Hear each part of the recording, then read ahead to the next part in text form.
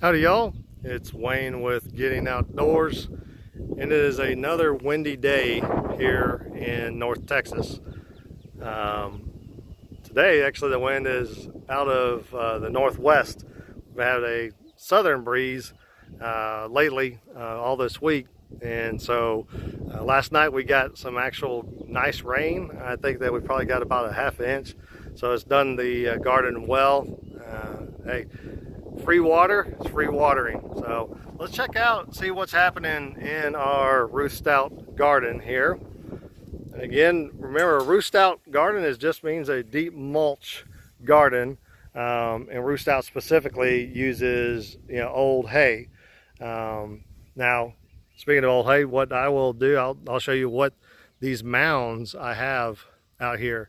So a friend of mine raises goats, and I get his extras during the winter time and into the spring of his bedding. And so this trailer was full of that, and I got that unloaded last night, which I had been able to take pictures, but actually it was dark. I was unloading it by moonlight. But I got out what I needed on this. Again, that's going to be this is going to compost down and be used for our extended bed next year.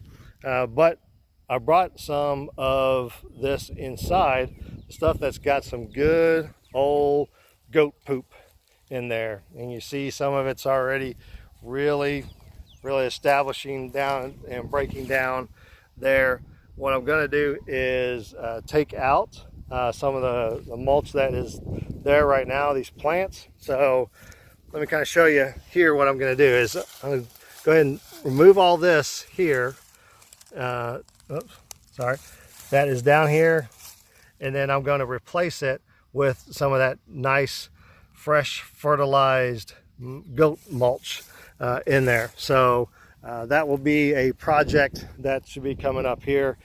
So let's look at our cucumbers. First of all, these are our slicing ones, and I think I saw last night, yep, there's our first one coming up right, whoops, let me get out of the way, coming in right there. So these are starting to get long enough now that we'll be able to get these going up.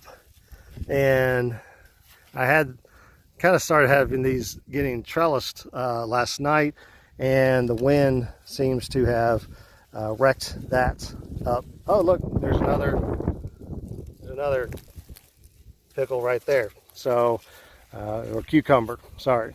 Our pickling cucumbers are over next, and if you remember, these are our grow arches. These are our 16-foot cattle panels. Again, be able to come directly inside of here, and as you can see, I'm 6 foot, and this is well over my head here, and that's going to be easy for the kids to come out and pick this, and for these vines not to go crazy. So I've got them grown out enough to where they're going to start now climbing up these trellises here. Everything is flowering good. I've always had a problem here with pollinators, so hopefully we can get some bees and stuff going in here. But let me also show you, oh, here's our peas that are coming up in here. So we've got these right in here. These are all of our peas I've intermingled through here, and then some that's a bean there. It's a Kentucky pole bean, and so those will grow up on the side out there. But I don't know, if I was a bee, I don't think I could want anything more than these beautiful flowers that are right there. So hopefully maybe some of the wind and stuff that's kicking around will help pollinate these up. Let's see if we got, there's a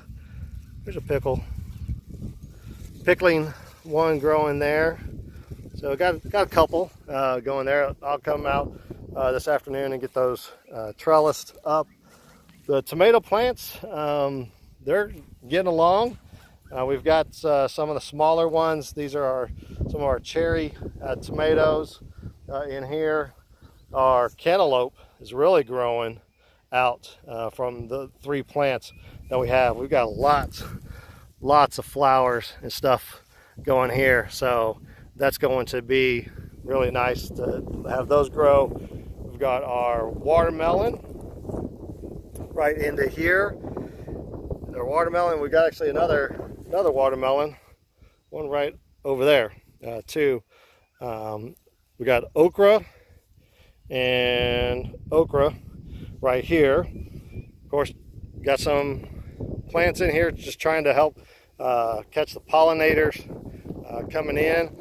I've got our row of beans, peppers, which I thought these would be a lot bigger, but it's weird because as we start from here and we start going up, they start getting a little bit bigger and bigger. Oh, look, there's some peppers growing right in there. So maybe with some of this nice fertilizer that those will go.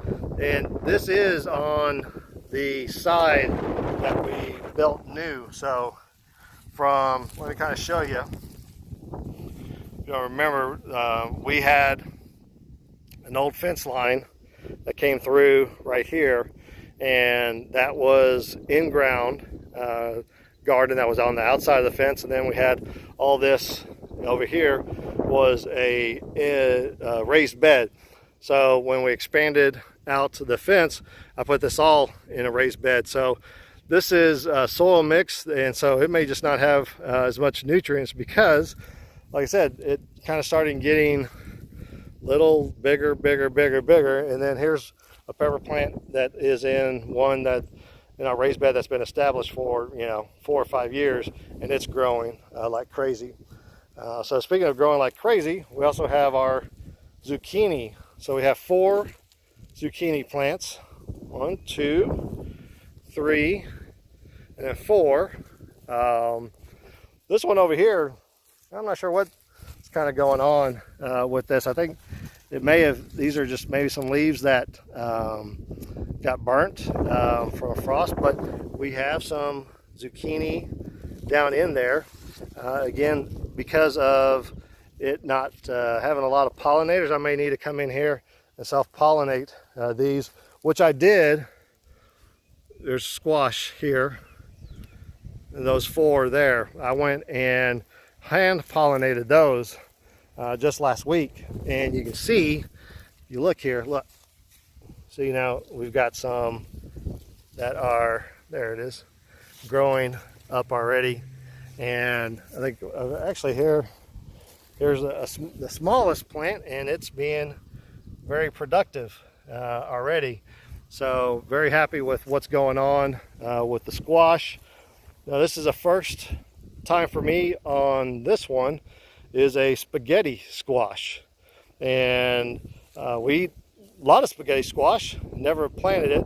So I got one plant and didn't know exactly how big it was going to get, but that thing's pretty big already. So hopefully we'll start seeing some flowering and get some production out of that. So here's our biggest tomato plant, which is one of the early girl tomato plants, and hopefully we'll get some production here in the next 30 days off of this one. I've got all of my concrete mesh over here that makes up our, this is kind of, there we go. So we got the concrete mesh over there that makes up our tomato cages, and so that will be another project this weekend, is getting that all taken care of and put these in place. Like I said, usually I wait till they get big enough, like this tomato plant right here. This one's starting to get big enough where it needs some side support and stuff out of it. And so I'll put another bamboo stake on this side have it start growing up, and then I'll put that cage right on there. Usually, like I said, I kind of wait for putting on those big tomato cages because there's a lot of tending and stuff that I do to the tomatoes right now. Now I need to get into this one before I do so and get some of these lower, branches, limbs, and stuff off of here. That's not going to be productive. Like, these are going straight down to the ground, so that's not going to be productive in any way. So I want to get those all trimmed up because it is a little hard. Even those are 4x4 squares to put your hand all the way in. It's a little hard to get around, when you're trying to manicure things. So really like this plant here. And I was at the local nursery where we get our plants and veggies and stuff. Let me see what this is called. Mystic Spires Blue. Now, I picked this one specifically up because when I went by it, the thing had like 4 or 5 bees just hanging all over it. And I'm like, okay, that's what I need. So put that right in here. Hopefully we'll get some pollinators attracting in here and going. The last addition that I had put in, I've been waiting for it to come in, and I don't know why it comes in later than most of the others, is this tomato plant right here. Oops, let me get kind of back out here. So it is probably 8-10 inches tall, but this is one of my favorite tomato plants, and that is the chocolate sprinkle tomatoes. And if you look at it, that's exactly what it says right there. Chocolate sprinkles, cherry tomatoes. And the reason I really like it is that it doesn't have as much acid taste to it. When I love, eating cherry tomatoes, but after about, 3 or 4 of them, then my mouth, kind of starts getting that acid, taste to it. It just doesn't.